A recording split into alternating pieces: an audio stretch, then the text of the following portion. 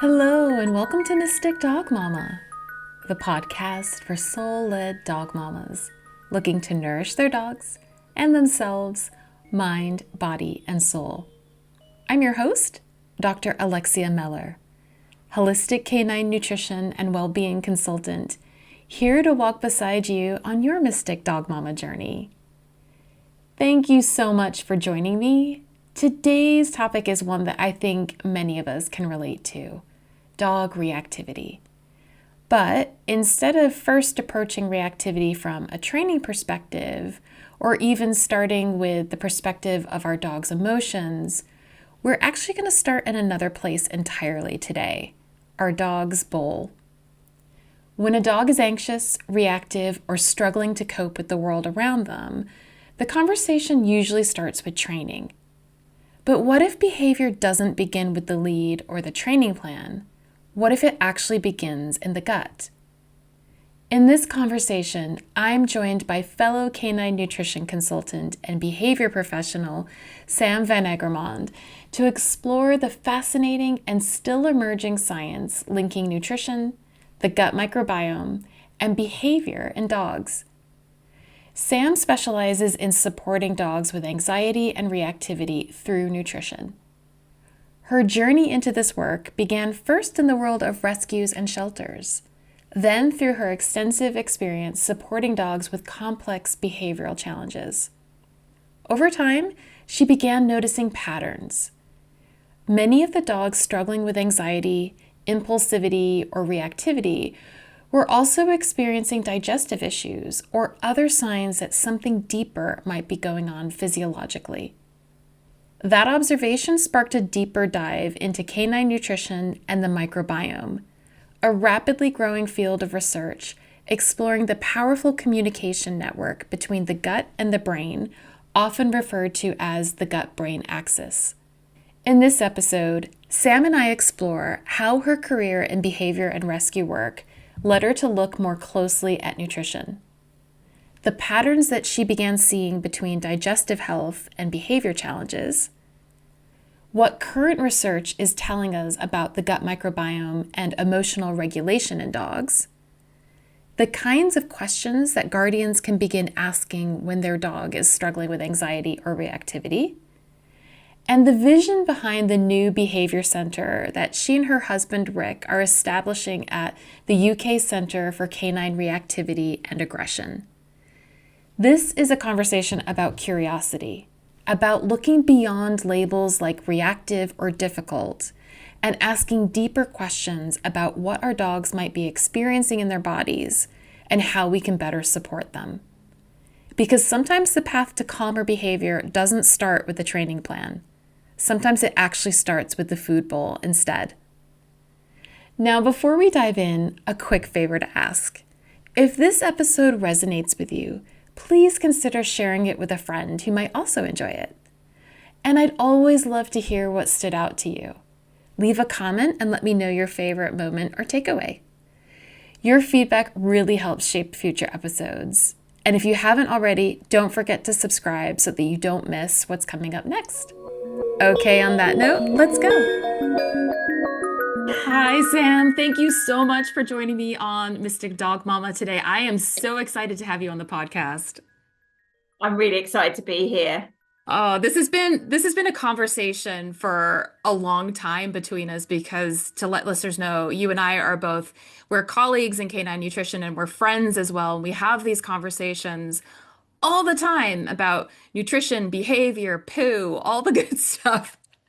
And I've been wanting to have you on to actually talk about this because you are an expert in this from multiple vantage points in terms of your experience of working with dogs on the behavior side of things, your experience of being a nutrition consultant, of working in a pet shop where you're seeing all kinds of dogs come in with all kinds of issues, and your ability to sort of synthesize and put the pieces together for people around the connection between the gut and the brain, nutrition and behavior. And I thought it would be a really practical and helpful episode for people to hear about those links from your perspective and your deep dive into the research, and then some takeaways that they can actually use to start to observe their dog and better understand what some of those signals might actually be telling them, that they can then go to their health team for their dog and get some help for their individual pup. So I think this is going to be a really helpful conversation today. I hope so. I hope that we can give them lots of takeaways. We can give your listeners lots of takeaways to so that they can like move forward in their journey with their dog. That would be great. Absolutely. I thought it would be helpful because I love hearing this too, the stories of how people get into this work. How did you start working with dogs in the first place? So I got a job, I did animal care qualifications, and then I moved down south to Surrey. I did a little bit of work with DEFRA down there. It was the only job I could get in animal care at the time. And then I went for an interview at Battersea Dog and Cats Home. It was Battersea Dogs Home then. That's a long time ago because it was a long time ago. And I got a job there working as a rehomer. So they have sort of different levels. They've got kennel hands, behaviour team, and then the rehoming team sort of was the link between the two. So we would then go and take the dogs for assessment, assess some of the dogs. I also worked with cats a lot at the time, working there. So I predominantly worked with quite a lot of cats as well. So yes, and so I was started working there. And then that was my first sort of big break in the dog world, as it were, to really look at dogs and their behaviour and the reasons people gave them into a rescue, what they were finding difficult, what you would see with the dogs there. And yeah, so that was my first sort of way in, I suppose, into the dog world, apart from dogs as a family, when I was growing up. So yeah. But then you have continued that in your practice as well, like in terms of looking at behavior and specifically like reactivity. So how did you get into that? So I worked there. I met my husband at Battersea Dogs Home as well. He's in the behaviour department. So he needed help with a reactive dog at the time. So I had to walk in a big coat and pretend to be a stranger so he could practice his training.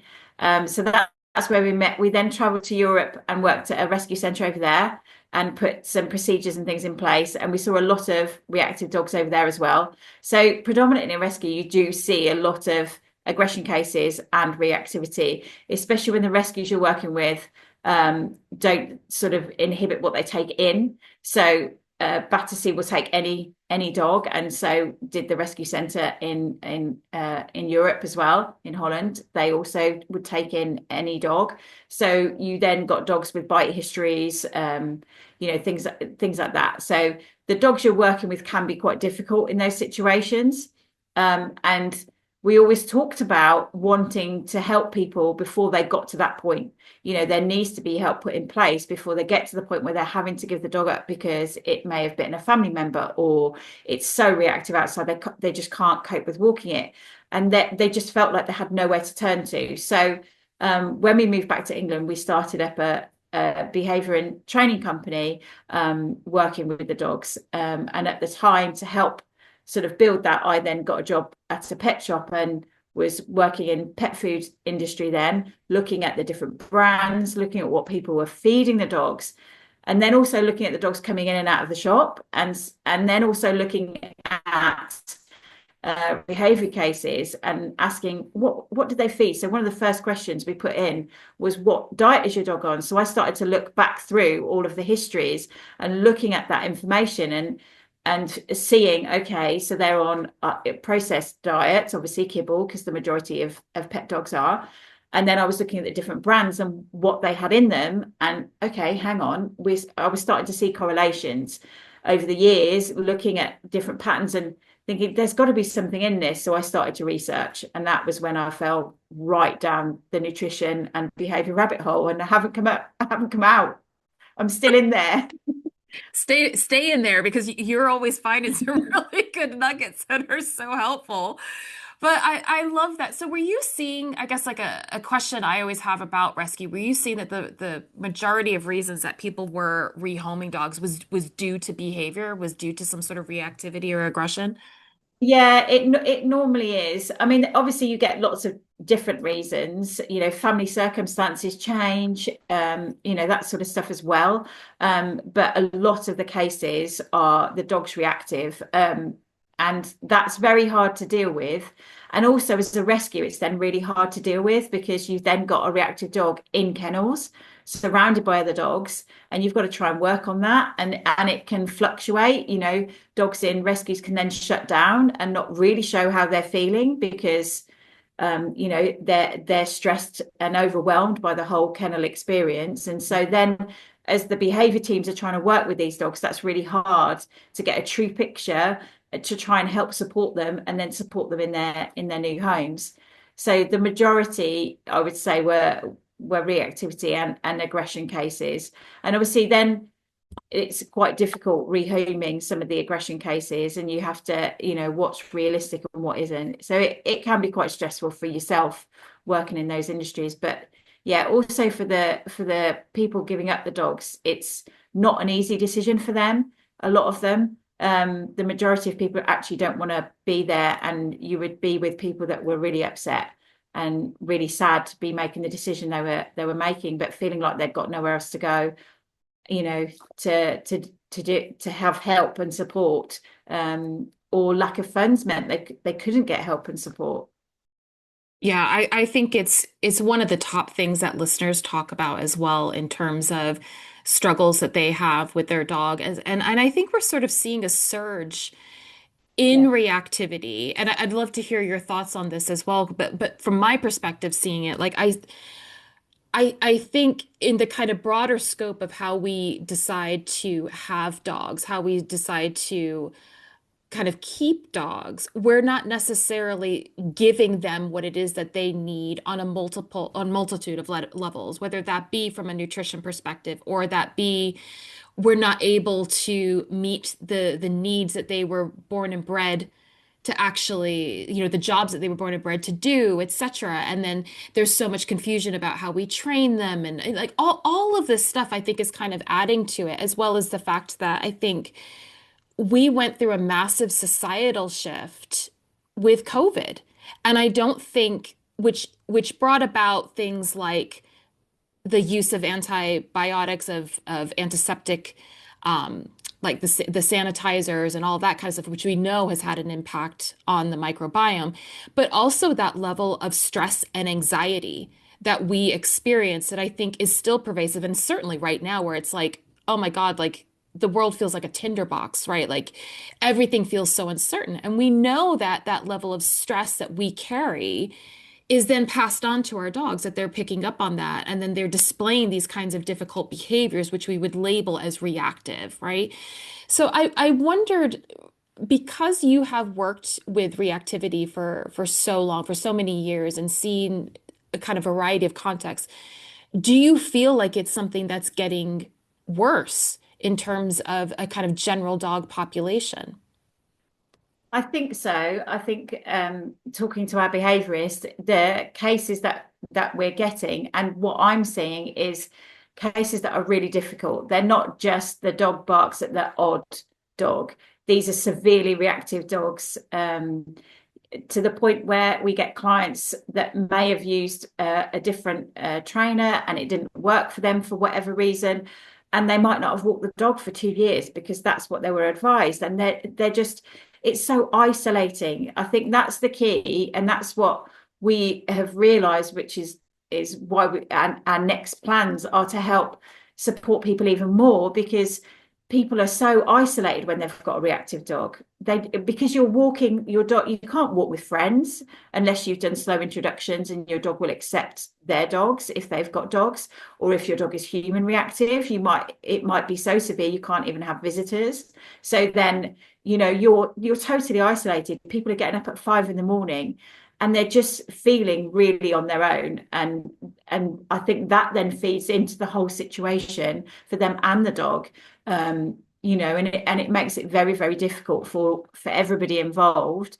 The dogs, I think, we've seen since COVID definitely a shift in reactivity escalation. And I think it's down to a number of factors. Um, I think our way of life, we expect a lot from a dog, and sometimes the breed traits and what the dog's needs aren't always taken into consideration, which obviously can then feed into certain behavioural issues. Um, I think convenience, we've all got families, we've all got jobs, we're all busy, and convenience then can overtake what can be best in some situations. So that can then feed into reactivity as well, dietary wise, and also behavior wise, needs wise. I think all of that then adds in, and I think on top of that, since COVID, that feeds into reactivity. Obviously, everybody was talking about lack of socializing. So a lot of dogs then not being walked, so didn't see people, didn't go to towns. And there is a part of that. But where we were is quite rural, and we were seeing massive increases in reactivity anyway. And normally we see a lot of reactivity due to over socialization. And so we were discussing this as a team. Our team were sat chatting, going, it doesn't quite fit. And then I did see a talk by a microbiome specialist, and she was talking about the fact that dogs' microbiomes were very different after COVID, and that overgrowth of certain bacteria, which are pro-inflammatory, were then also studies done on those bacteria, and they can also lead into reactivity and aggression. And that was when I had a big light bulb moment, going, okay, so now we need to go down a big rabbit hole of the microbiome, because actually maybe this is why we're seeing increases in reactivity in our dogs. Maybe we need to be looking on the inside out, not just on the outside in, if that makes sense. So then I went down the microbiome rabbit hole as well. Which we love, and that's obviously linked with the nutrition profile as well. So I'm wondering, as you started to maybe we could break down some of the things around nutrition and behavior. There are some myths around certain foods creating problems or that would be better to feed, for example.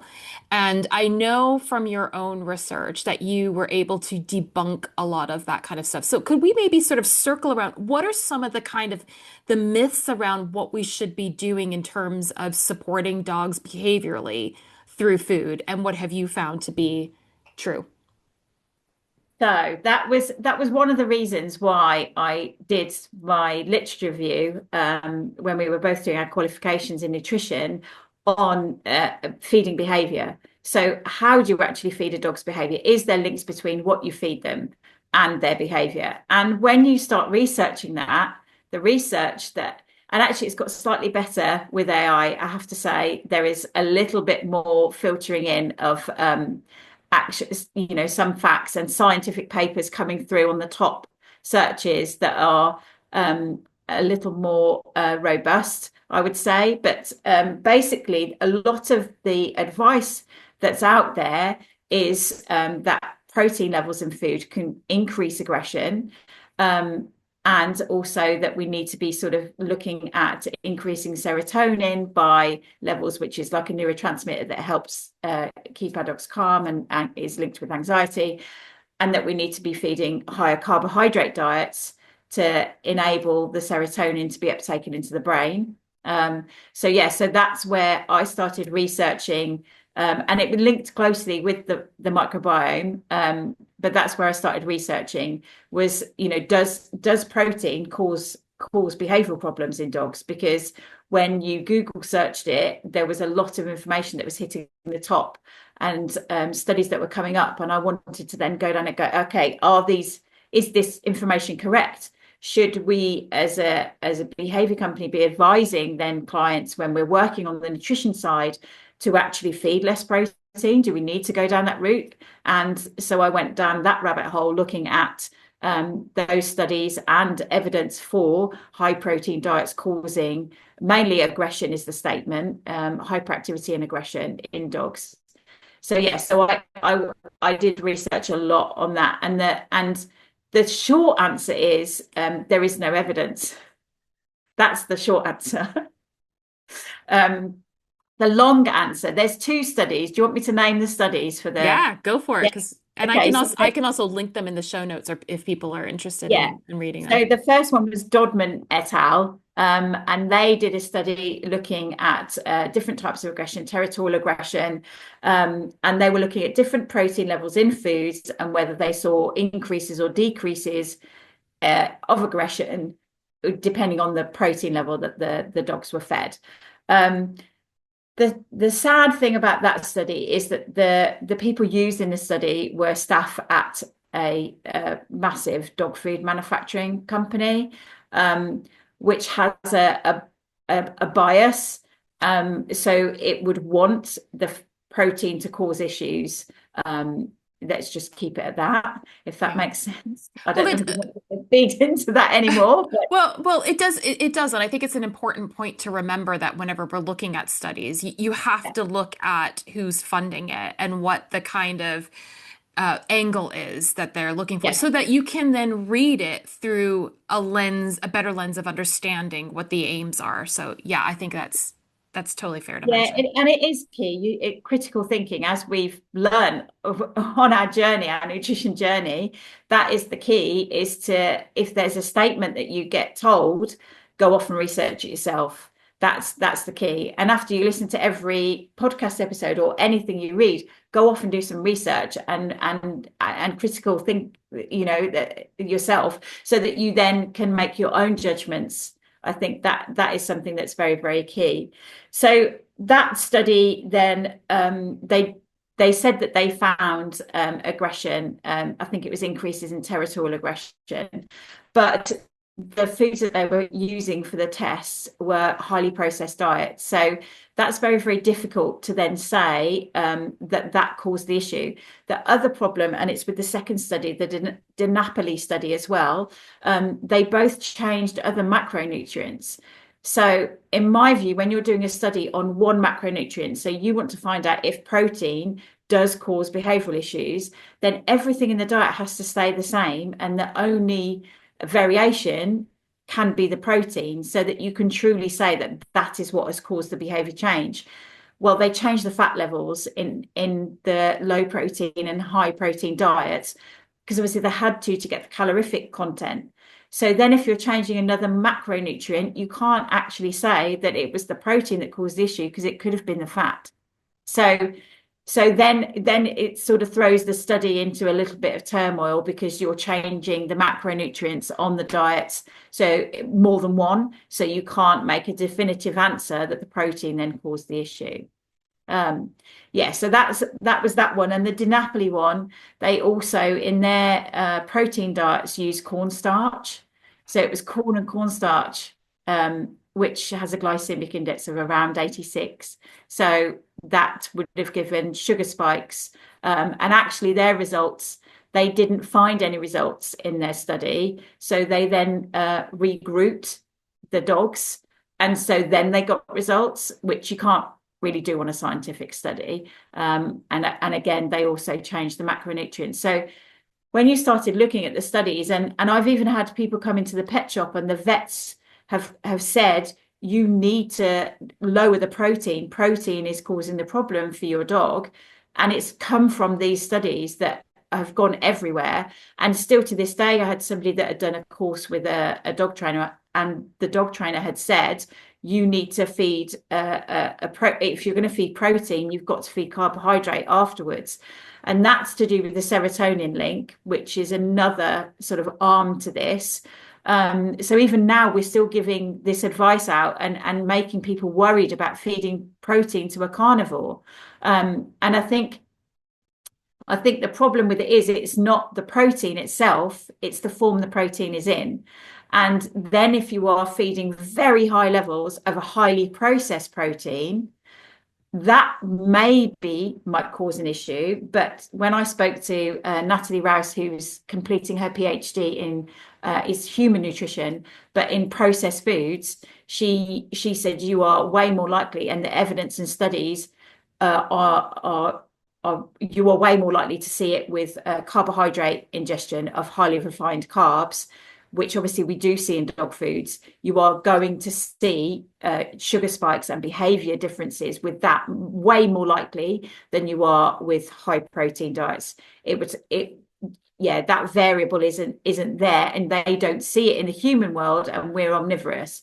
And then you've got a facultative carnivore that is built as a protein eating machine, realistically, that then obviously we're not going to see those issues with them eating high amounts of protein unless it's very high, very processed. And obviously every dog is different, so you might see something with one dog, but it's rare. It is rare. And then the serotonin link with the carbohydrates. So that was done by that originally came from studies by Fernstrom in the 1970s, where they looked at rats and they fed them high protein diets and found that the large neutral amino acids in those diets block the tryptophan from being uptaken into the brain to produce serotonin to help anxiety levels. So then what they did was they fed carbohydrate a couple of hours afterwards and found that the insulin that was produced from eating the carbohydrate then blocked the other large neutral amino acids, which then meant that the tryptophan could travel over into the brain. So that's where that thought came from. But actually, when you start researching down there, I think there was Rauch et al. And Crouch et al. And somebody else that were then looking at different forms of foods that would provide serotonin and tryptophan in the brain.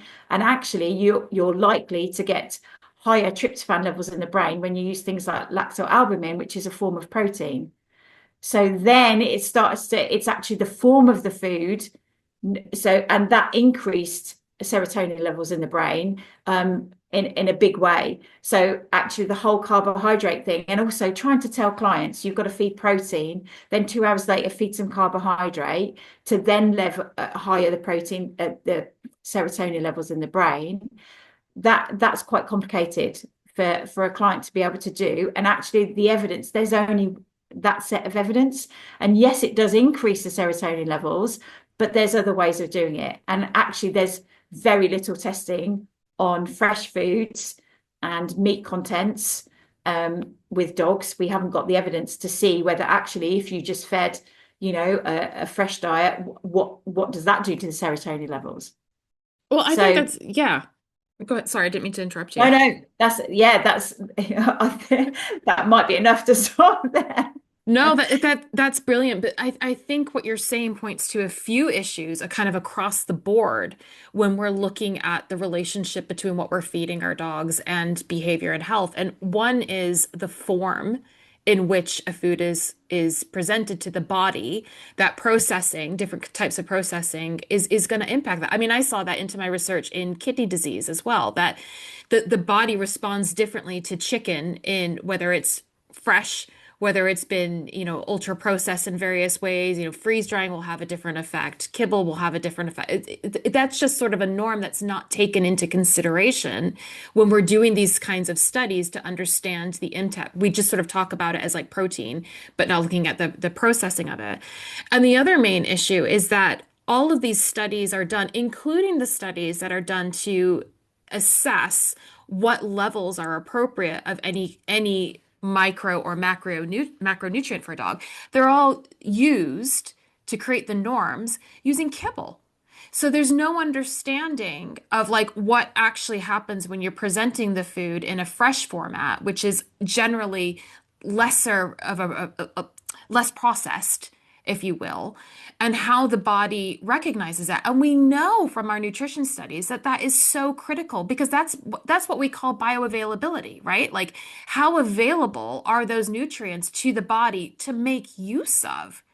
And the fact Yeah. that we don't have any studies, it doesn't mean that there's not evidence in the sense that it's not true that fresh is better. It's just that the money hasn't been put into the studies to actually validate it in the same way that the big food companies are pouring the money into testing kibble, as an example. Yeah. And it is a big problem. We've got some studies, when you look at the microbiome, there are studies there. So I think it's Kirchhoff did some studies looking at bar-fed dogs, so biologically appropriate raw food. I think that's what that stands for. And they tested those to look at the microbiome of the dog, and those that were fed that had a much more diverse microbiome compared to the kibble-fed dogs. And obviously, for behavior wise, that is where we need to be looking at. We need to be feeding that microbiome because it's a big player in our dog's behavior. It's a huge player. And my research then took me from protein down to, okay, well, if I can't find the evidence for protein affecting behavior, then what should we be looking at? And then you start to look at all of the other factors that actually feed into the dog's behavior when you're looking at what you're feeding them. And microbiome is right up there because it produces the bacteria in our dog's guts produce 90% of the serotonin, 50% of the GABA, and 50% of the dopamine, which are all the feel-good hormones. And there's different types of bacteria that produce those and are in control of synthesizing and manufacturing those in our guts. We only get, I think it's something like 3 to 4% of our serotonin from food. The rest of it comes from the gut bacteria. So then if you haven't got a great and diverse gut bacteria in your dog's tummy, how are they going to produce those and synthesize those neurotransmitters to then make them feel good?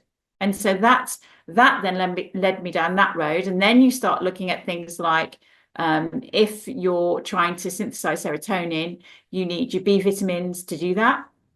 So then you start looking at the research on, commercial diets. And there was a study done where I think B vitamins dropped by 86% in some of the foods during storage. So then if you're feeding a commercial brand that's been stored for a while, your dog's not going to be able to get the B vitamins. And so then it's also working harder to get the nutrition out of the food anyway, and then can't get the B vitamins. So how is it supposed to manufacture serotonin? So then you start looking at the bigger picture, and magnesium, we need that to synthesize our neurotransmitters. There's all these little players that are involved in neurotransmitter production along with our gut bacteria, and it's provided by the diet that we give them. And so then you start going down that route and thinking, well, that's way more important than looking at, if you feed a carbohydrate meal 2 hours after you fed a protein meal. Actually, it doesn't really matter if you do that because you're only getting 4% of that into the brain anyway. Actually, what matters more is let's look at the bit that's producing 90% of the serotonin. Let's look at the gut bacteria. And so that's now where I'm at, basically. Oh, I love it.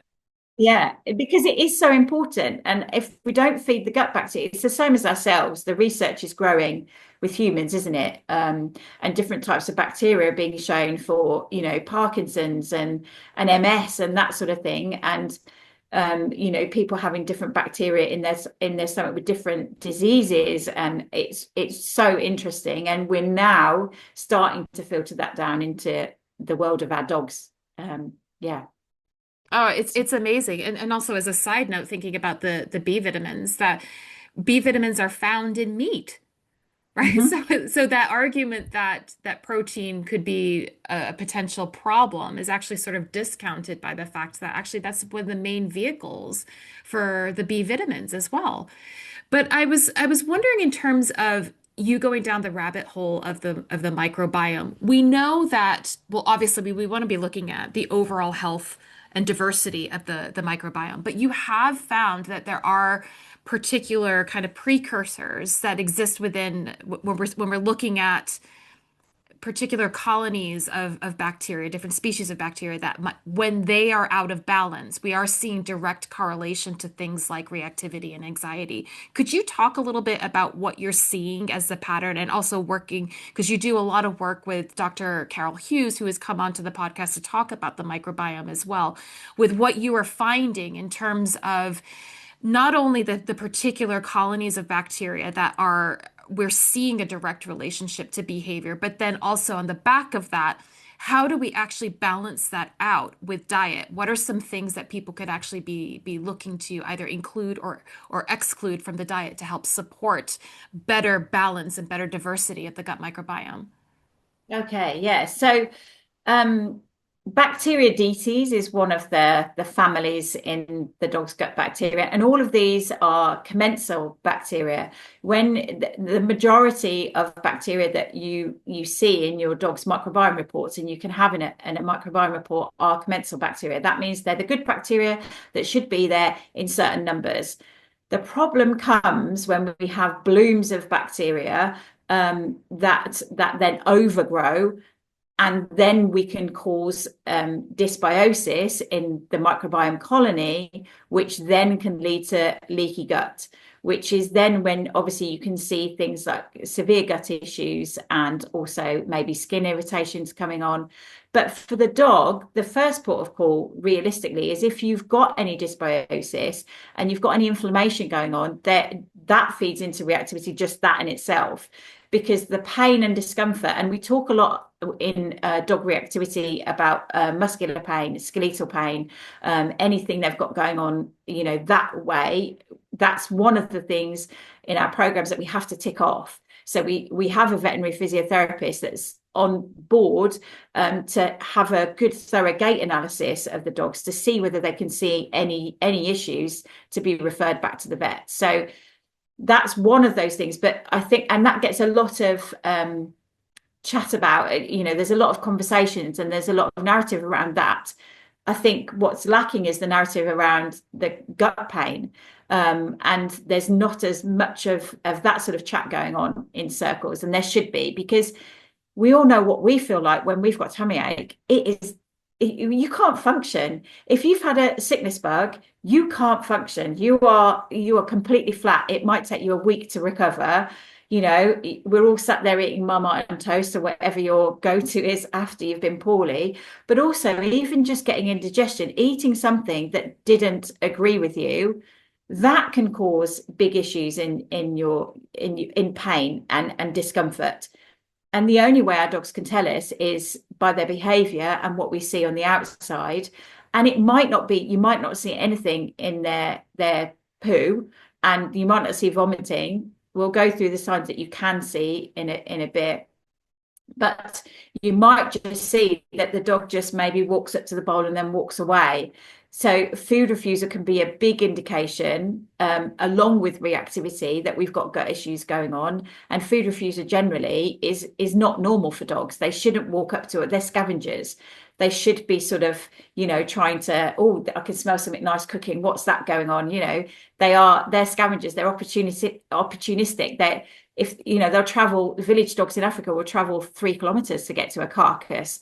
So, that is something that all feeds into, have we got an issue going on? And the reactivity, arena there, we need to be talking about gut pain. We need to be talking about gut irritation. And that's the first signs that we've got something going on. We can then go from there to then test the microbiome.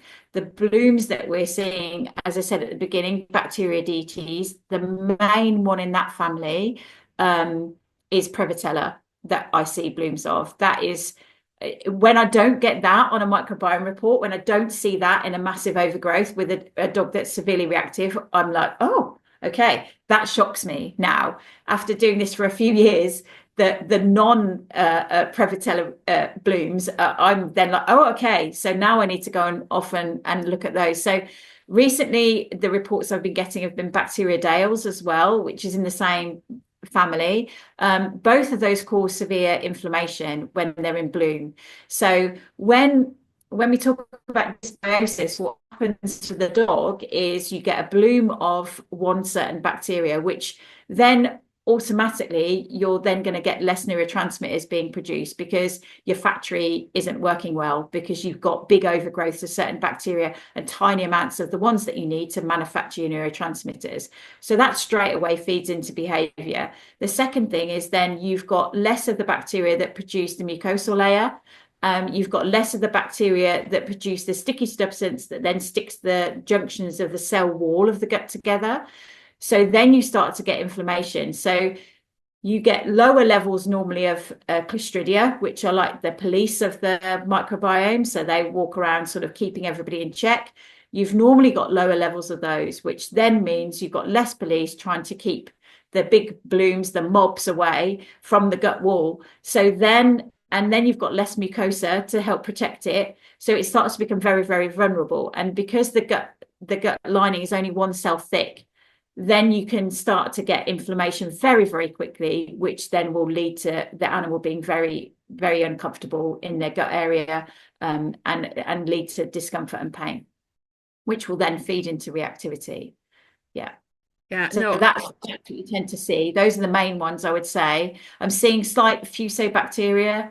Now we do tend to see trends as well. And so the fusobacteria at the moment is quite high in a lot of dogs that I'm seeing, which would also create inflammation, and cause gut issues. With those, you're normally seeing like gurgly tummies, grass eating a lot, and also with those, it can be that it doesn't matter what protein you try and feed, because there are protein digesting bacteria.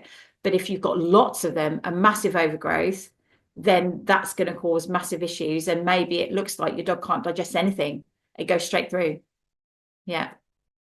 yeah, it's all about balance, isn't it? And I think it's also so interesting that we don't really understand, or we don't really appreciate the impact of gut health. I mean, we are obviously starting these conversations, we're starting to understand it more, but like inflammation in particular, and all dis-ease is linked in some form to inflammation.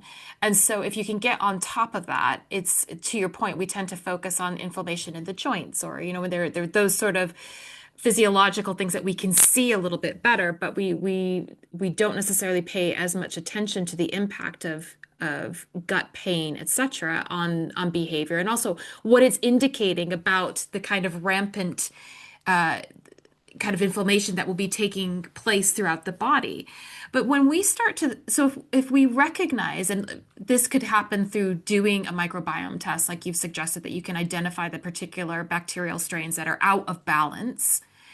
Yeah. How do we start with those trends of seeing an increase in Prevotella and of the fusobacterias? How do we then approach that from a dietary perspective? What is that indicating about what our dogs are really needing? So depending on the overgrowth of the bacteria, depends on are we creating that environment for that to bloom? So Prevotella loves refined carbohydrates. It loves it, and it will grow quite happily in with that as its food source.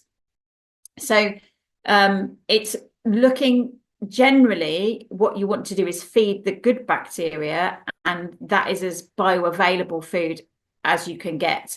And if you are a client that can't fully feed fresh food, and you need a combination, it's adding as much fresh into the diet as you can. That then will help feed the good bacteria. But there are certain bacteria that like certain things. So sometimes with the fusobacteria, we also need to then add in a bit of fiber. We need to look at increasing fiber in a good way, not just putting a whole load of sweet potato in there, because obviously that can cause problems in itself, and you might then get a bloom of another bacteria. So you've got to work very, very carefully and very slowly, and make small changes. Sometimes even not changing the diet, the main diet at all. We actually then need to make little additions to add in at the beginning, because the dog wouldn't be able to take on a diet change at that point, to then change the diet later on, so that we can improve the microbiome even further.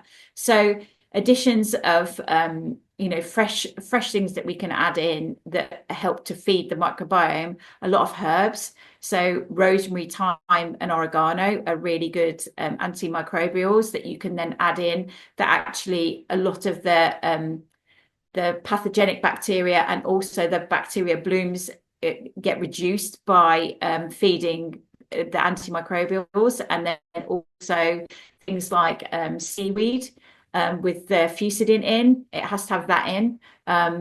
So I think the brand Anna 40 have got one that has that in. Their seaweed does have the higher levels of fusidin in, and that then can help kill off Prevotella. So it's not complicated to try and feed the same way as it isn't complicated to feed our own microbiome. It's hard to feed our own microbiome. We all know those cravings for biscuits and chocolates and those sorts of things. But actually, yeah, feeding our microbiome, we all know it's lots of a variety is key, and then feeding fresh and not eating processed foods as much as possible, and putting good things in like kefir, fermented foods. That's we know that they feed our microbiomes well, and lots of different colors of vegetables and pulses and all of that sort of thing. And then with our dogs, it's not quite the same because obviously they're not omnivorous, but so they don't need quite as much of some of the things that we need, but making sure we're feeding fresh, we're feeding a variety, we're adding lots of lovely things into their diet. A few herbs can be added in, in small amounts. You only need small amounts of these things to then help feed their microbiome. No, absolutely. I think that's really helpful, and I couldn't agree more. And I think I'd be curious on your take with this too about the raw versus gently cooked issue in terms of supporting these dogs. From my perspective, I'm a proponent of fresh, as we're saying, so that's raw or gently cooked, dependent upon the dog. And I found some dogs don't do as well with raw, for example, as they do with gently cooked, and vice versa. Have you found any particular trend of what is more beneficial for these dogs, particularly, say, with the overgrowth of Prevotella? I find stripping it right back is really key. And cooked foods at the beginning, really gently cooked. They tend to do better on those to then transition onto whichever avenue the client wants to go down. So whether they want to stay on fresh cooked, or whether they then want to go on to raw afterwards, I always tend to start with gently cooked. They tend to be able to, that tends to be gentle on their tummy, because 9 times out of 10 they're coming with food refusal, maybe even runny poos or sloppy poos, so along with the gut ache and the reactivity. So yeah, that all combined, normally with that much dysbiosis, we very gently change things and do it very carefully, so we don't create another bloom of something else.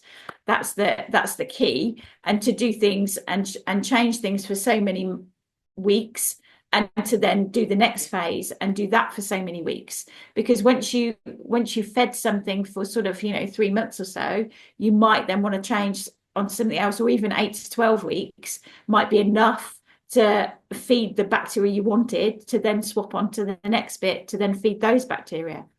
Yeah. Yeah, no, and that's really helpful that you're also indicating is a great reminder for us that this takes time. This isn't an overnight fix. And I think we can get really misled by the sort of silver bullet mythology that this can be a quick fix, but it takes time to rebuild, to shape the microbiome, just as it took time for the dysbiosis to take place as well. And so having that in the back of your mind when you're starting to approach these things, I think can give you a level of patience and understanding, and also not jumping the ship before, like too soon, that kind of a Yeah. thing. And it's things like your microbiome work can really help in reactivity cases where you get a plateau. So sometimes you might find that you get so far with a dog, and then you're not getting the focus, you're not getting the next bit that you need to then start to work around distractions. The dog still, we in dog training they talk about threshold, and the dog's still sat like right underneath threshold. They should be down here, and then something exciting or scary happens and they go up and over, and then they drop back down again. Obviously that's if all the neurotransmitters are working correctly, but most dogs tend to sit underneath threshold right there, so they're constantly going up and down. And with that, it's going to take time, because we've got to change the microbiome.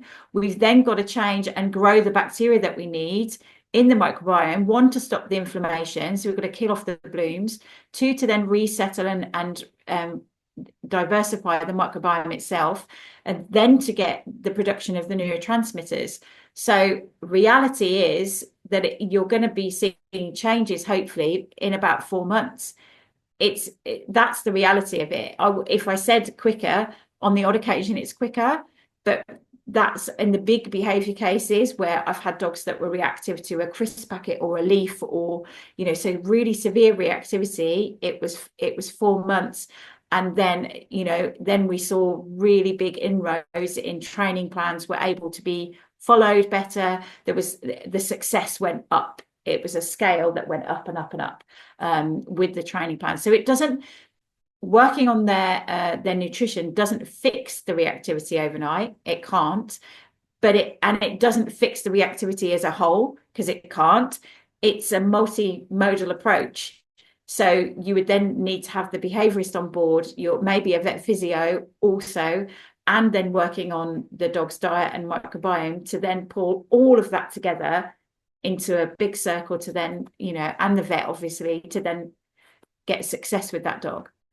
Yeah, no, you're singing from the same hymn sheet as I do in terms of putting together a team. And I think it's an important reminder for pet parents to hear that it isn't just one thing. I think, again, going back to the silver bullet, we're sort of sold this mythology that, like, oh, this will fix it, this will fix it, this will fix it, and we can bounce around. When in reality, you need professionals that are coming from different perspectives to help you at different stages of that journey, Yeah. and to come with their own expertise. And I think as well, having constant communication with one another is super helpful. So you can see this is working right now, but this isn't working. How do we tweak certain things in order to get the best success for the dog? And I think that's something that you and Rick do really beautifully together. I wondered if you could talk about how you have actually started to integrate looking at nutrition into the behavior work that you do as a team to support dogs, and the benefit you've seen with that team approach in your clients' dogs. Yeah, so most of the clients now come through Rick. He does an assessment, and in that initial assessment, where he's doing sort of diagnostics, looking at the reason for the reactivity, whether it's frustration, fear, so making sure he gets the diagnosis right, because that's the first key, is getting a behaviourist that then gets the correct diagnosis for what they're looking at, to then say, okay, I think there might be something they're going on joint wise. So the veterinary physiotherapist will then do her gait analysis on that dog to then feed back to the vet. And also then we will have a look at diet and see whether that is also a player. So I will then come on board to work with that client, to have a look at their diet plan, have a look at where the dog is at. Poo photos, my phone, I said to you, didn't I, before we started, if anybody stole my phone, it's just literally got, my WhatsApp is just full of pictures of poo, because you need to see the poo to see what's going on with the guts. So I need to have regular updates when we're going through these plans and when we're looking, because I need to see how much mucus is being shed, how you know, are they digesting the bile acids properly? What is the color of the poo?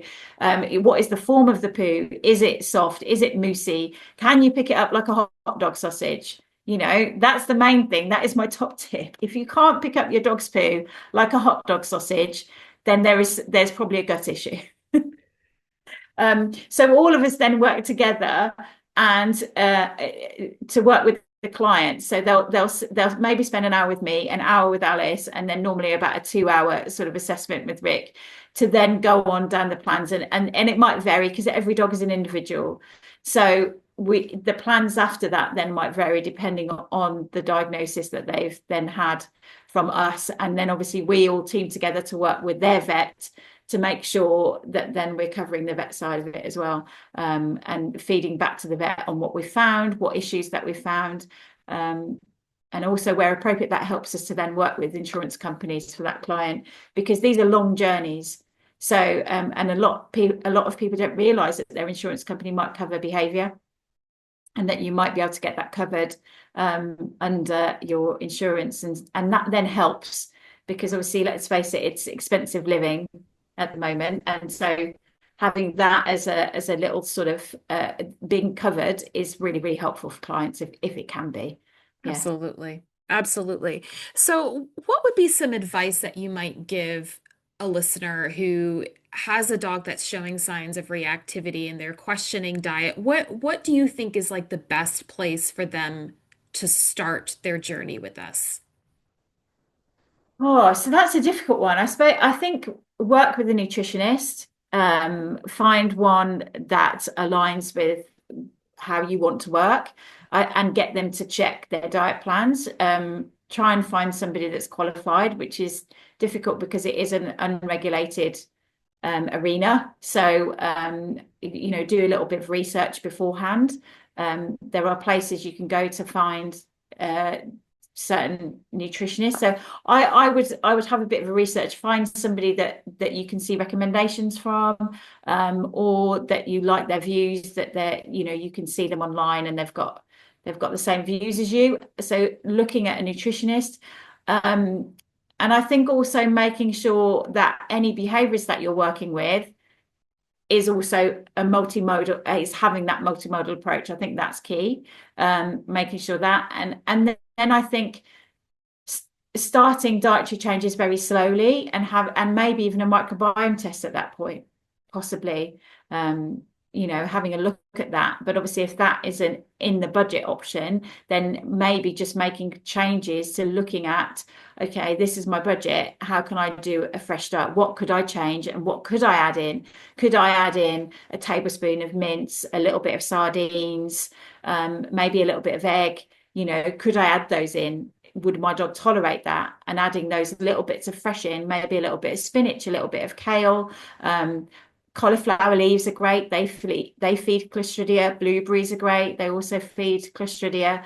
So adding a few little bits, not lots of everything because it's all too much, but doing little changes by adding some fresh bits into the bowl may help. That can also help to feed the microbiome. So they could start there. Excellent. I would add to that something that's really easy that I also like to do for Lucky is raid my kitchen cupboard and go in for the oregano and the thyme Yeah, and yeah, sprinkle a little bit onto his food, or yeah, I use that to make his bone broth as well. yeah. Infuse it with Bone that. broth. Yeah, so bone broth I always use in my diet plans as well. Bone broth is amazing. And yeah, we do normally add in, and it depends on how the dog can tolerate rosemary. So rosemary is the one that really you need to get advice to help with adding in. But I think, yeah, oregano and thyme, those are really great antimicrobials that are known to feed the microbiome and the good bacteria that you want, and also the antimicrobials, so reduce the numbers. And you could also do a little bit of seaweed as a supplement. Obviously, dogs that have got thyroid issues, you need to be careful with that. But yeah, you could add a tiny bit of seaweed in, the Anaforte one. That would then reduce any levels of Prevotella, making sure you're feeding the product guidelines, and monitoring the dog for any changes, good or bad. And if you have changes, then contact somebody, I think. That's brilliant. That's brilliant. And looking at your kind of joined up approach with behavior and nutrition, you have an exciting new endeavor that you guys are putting together. Do you want to talk about that? Yeah, we're hoping it's going to come to fruition. It So will. yeah, keep your fingers crossed. So we've applied for starting a new company, and it's a CIC, which is a community-based interest company. So this means that what we can do is provide this multimodal approach, but also support rescue centres. We're hoping then we can get grant funding and we can go in and provide this approach for rescue centres with long stay dogs, that we can also, clients that maybe aren't insured, that can't afford this whole package, that we could get grant funding to help them. One of the things that we're really hoping to do with that will be to create support groups, and get some funding so that we can put support groups in place, so that those that have reactive dogs and aggressive dogs, and these might be online, obviously for those that are everywhere, I'm hoping to do like online support groups where we all meet and have a chat about how isolating this is, and then also in person. Hopefully, I'd love to roll it out to the whole of the UK and travel around doing reactivity support groups. But that came from an idea from a friend of mine who runs Reggie. It's called the Reggie Effect, and she's got a reactive dog, and she runs a little support group locally by her, where people turn up and have cups of tea and things like that. So I'm hoping to get her involved as we roll it out as my support group sidekick, so that we help people, because mentally it's really difficult dealing with a reactive dog. It's a real drain on your emotions, and there isn't really anything out there helping anybody, and a lot of the people we get are broken. Their dogs are broken and they're broken. They're at that point where if we can't help them, then they're not sure what the next steps are, and they don't want to think about that, but they're really at the end of the road. They're sort of, okay, yeah, what do we do? And so we, helping them is going to be part of the whole plan of the CIC. So helping support rescue dogs, because that's obviously very close to our heart, because that's where our journey began. So if we can provide programs for them to help them, get rehomed easier, or people that have rehomed a dog and it's not going so well, that we can provide the support for the rescues, that's going to be key.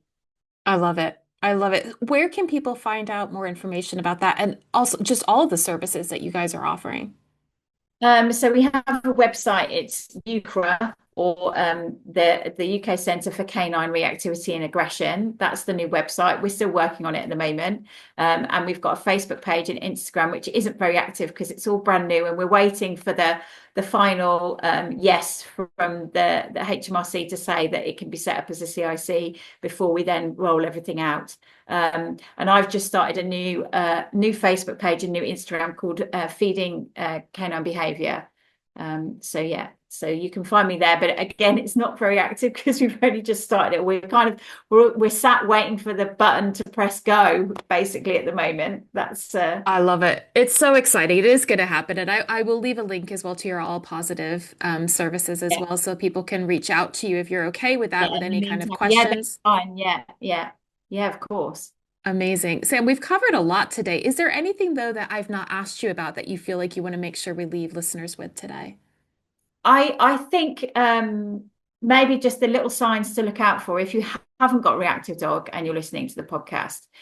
The signs to look out for, or if you do have a reactive dog, you can see these signs as well, when you might have a gut issue going on. I think that is key. So food refusal is a big one, especially in certain breeds. I see it a lot in the gorgeous cockapoos that have the same hair as me.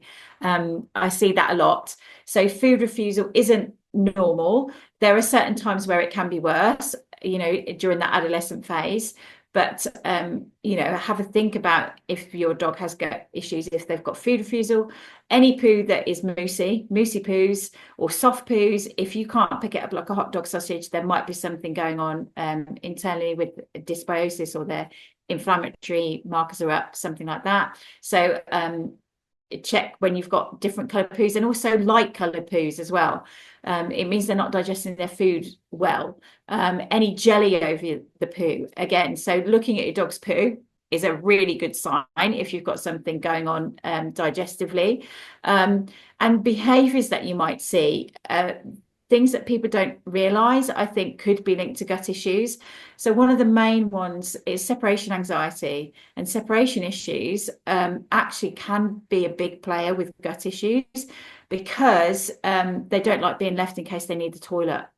So that can feed into the fact that they know they're not going to have access outside. And dogs, once they're toilet trained, don't like pooing and weeing in the house generally. So then that can feed into separation issues, especially if you're using crates, because you have to leave them for safety in a crate. That can even feed into it. So if your dog has separation issues, looking at behaviors like jumping up, grabbing, lead ragging. Do they do that before they need the toilet? So sometimes you can see that, or do they just do that generally? You get those behaviors when the dog start isn't seizing them. I find the jumping up and grabbing, especially gun dog breeds, do that a lot. Just constantly grabbing on your arms, and those sorts of behaviors. Once they've got through sort of puppy, because they tend to do it a lot, especially visitors during the adolescent phase. But after that, jumping, grabbing, lead ragging, that sort of behavior, resource guarding, big one, that tells us that there might be something going on internally if they're resource guarding. So again, and even if they're not resource guarding in a big way, but in a little way, that can tell us there might be something going on too. So there's lots of different behaviors that lots of picking up different objects, trying to eat different objects, coprophagia also. So some of the obvious ones, but I think the unobvious ones like jumping, grabbing, lead ragging, that sort of thing, people don't necessarily associate with them having a gut issue. I love it. Thank you so much for that. I really appreciate it. Yes. We'll have to have you back for more of these conversations because, like I said, this is just a massive issue for people, and I think it's starting to connect the dots. And also, I'm going to bang on about it again, tracking. Keep a track of things so that you start to see Yeah. patterns and then become curious about those patterns. And like, not every light colored poo means that your dog has an issue. It could be they had turkey or, chicken the night before, Yeah, right? yeah. But if you're seeing a pattern, regardless of, what protein you're feeding, etc., then it's like, okay, this gives me something to go on.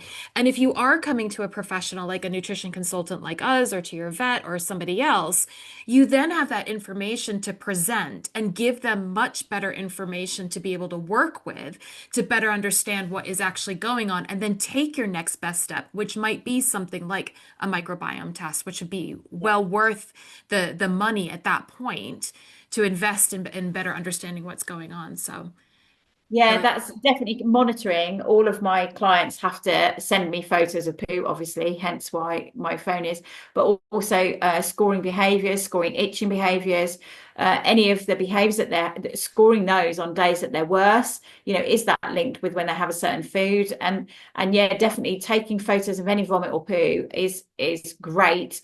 And first of call for that would be a vet, obviously, and vets. It makes it so much easier for a vet when we've got a record and tracking, as you said, and photos of things. It makes it so much easier for a vet to look at a regular pattern to then make a diagnosis if we've got, serious issues there. absolutely, absolutely. This has been so wonderful, but I do have a final question for you before I Ah, let you go, okay. which is the question that I ask all of my guests. And so we've been very kind of like scientific and, talking about the kind of physiology of our dogs and how we best support them and their behavior and all of that. But I'm going to flip it a little bit now and ask you, what do you feel that dogs, whether that is the dogs you've worked with in rescues and in shelters or the ones your clients or your own dogs, what do you feel that they have taught you or are teaching you about what it means to be human? Oh God. Wow, that is a good question. Um, I think to be a critical thinker for them massively. That is a big lesson I've learned working alongside dogs. Um, to be more patient as well. My own reactive dog, Newt, has taught me that, to be more patient with her.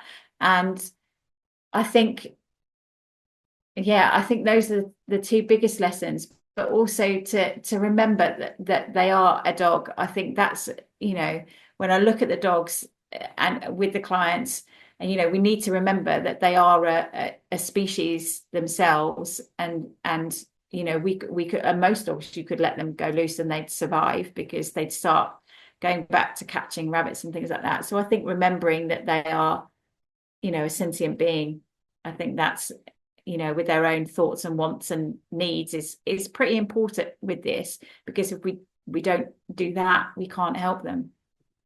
Yeah. Absolutely. I love that. Thank you so much. Thank you. It's been great. It's been great. I'm so excited that we've done this because I listened to your podcast and it's so good. So Oh, thank yeah, you. hope Thank you you. like this one.